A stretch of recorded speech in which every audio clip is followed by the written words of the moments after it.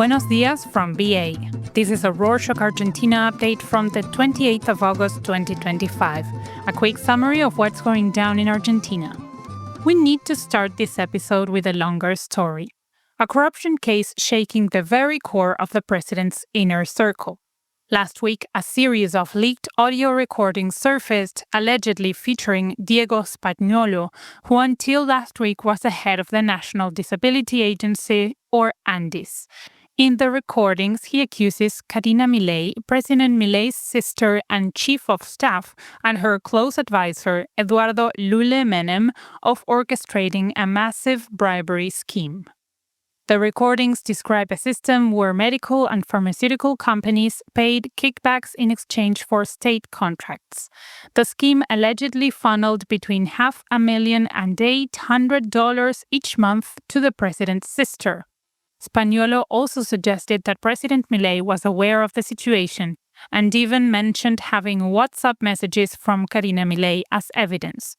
The pharmaceutical company Homo Argentum was named as the alleged collector of the bribes from other companies. The government fired Spagnuolo, framing the dismissal as a move to counter political manipulation by the opposition during an election year. Top officials, including Lule Menem, have publicly denied all allegations. President Milei has remained largely silent on the specifics, though he alluded to the accusations by saying his opponents are upset because he's putting a stop to their own corruption. Meanwhile, the federal police conducted about 15 raids targeting Spagnuolo's home, the Andes headquarters, and the offices of Homo Argentum. During one raid, authorities intercepted a shareholder of the pharmaceutical company who was trying to flee with envelopes containing over $260,000 and 7 million pesos in cash, about $5,000. A judge has forbidden Spagnuolo and 3 members of Homo Argentum from leaving the country. All of this couldn't have come at a worse time for the administration, as it's already clashing with Congress over funding for disability services and a bunch of other topics. This week, the upper house voted to strike down 5 of his presidential decrees that tried to fold autonomous agencies into ministries and declared a 1-year pediatric health emergency. On top of that, senators updated university budgets. Milei blasted senators on Twitter, saying the vote endangers his economic plan. In the midst of these political battles, during a speech at the Council of the Americas, President Milei accused Kirchnerist lawmakers of hijacking Congress with the sole purpose of bankrupting his administration. He also warned that Kirchnerists would attempt all kinds of fraud in the upcoming midterm elections. On that note about the upcoming elections, with the campaign for the 2025 legislative midterms officially kicking off, early polls show the alliance between President Milei's La Libertad Avanza and the Pro Party with a substantial lead. National surveys place their support between 39% and 44%, with Peronism trailing as the main opposition. If this trend holds, the ruling coalition could significantly increase its number of seats in Congress, potentially giving the president more power to push his reforms. On the economic front, Luis Caputo, the economy minister, addressed the recent hike in interest rates, attributing it to the electoral climate. He assured the public that the increase is temporary and defended the market's actions, stating that a prolonged period of high rates could lead to a recession. While the government deals with political and economic headwinds, Argentines are debating a fundamental aspect of daily life, the time zone. The lower house sparked a fierce debate by approving a winter-only time shift. From April to August, the country would move to GMT-4, then return to GMT-3 from September to March, which aligns clocks with New York and widens the gap with Europe. In Buenos Aires, winter sunrise would come around 6:30 a.m. and sunset as early as 4:30 p.m. Proponents argue that geographically speaking, Argentina belongs in the -4 time zone and that the switch squeezes more value from morning light, trims energy use, and helps students and shops. However, opponents have raised concerns about the potential disruption to business activities, such as with international collaboration and database records. Also, many Argentines complain about darker evenings, which some find depressing and have effects on safety. Plus, the uneven effects by latitude. In the deep south, there would be even shorter afternoons. The Senate now takes up the bill.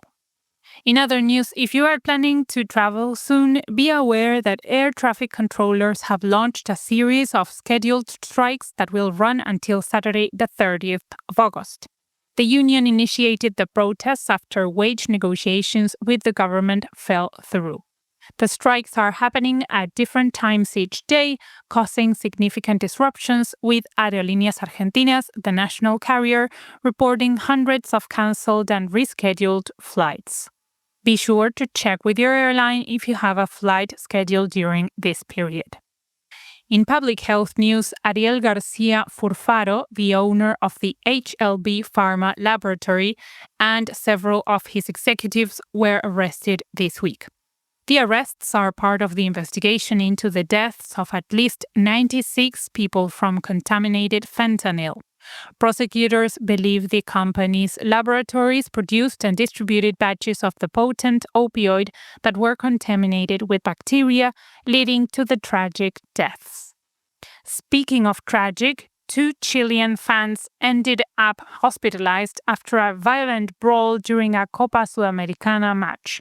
This happened after Independiente played against Universidad de Chile on Wednesday, the 20th. Independiente has banned 25 of its own members and is working with authorities to identify everyone involved. On a cultural note, a Dutch painting stolen by a Nazi official during World War II has been spotted in Mar del Plata. The artwork, Portrait of a Lady, was identified after it appeared in a photo in an online real estate listing for a house in the coastal city. The painting originally belonged to a Jewish family in the Netherlands before it was looted. From stolen art to the silver screen, the Argentine film Belén is set to compete in the prestigious San Sebastián Film Festival. Directed by Dolores Fonsi, the movie tells a real-life story of a young woman from the northern Tucumán province who was wrongly jailed for having an abortion after suffering a miscarriage.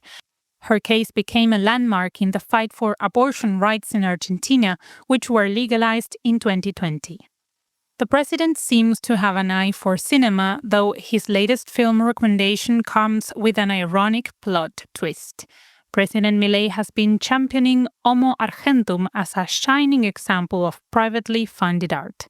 But last week, it was revealed that the movie actually received some financial support from INCA, the National Film Institute, the very same institution that has faced severe budget cuts and criticism from the president himself. Switching to sports, Argentine players had a mixed start at the US Open in New York. In the first round of the year's final Grand Slam tournament, Tomás Echeverry and Francisco Comesaña were the only two to advance to the next stage at Flushing Meadows. For those looking for a new travel destination, a small town is getting some international attention. Barrancas, located in the northern province of Jujuy, is competing to be named one of the world's most beautiful villages by the UN World Tourism Organization. The town is known for its stunning natural rock formations, ancient petroglyphs, and rich cultural heritage. Similarly, an article by the BBC profiles Patagonia Azul, a vast new provincial park on Argentina's South Atlantic coast that blends land and sea protection with community-led, low-impact tourism.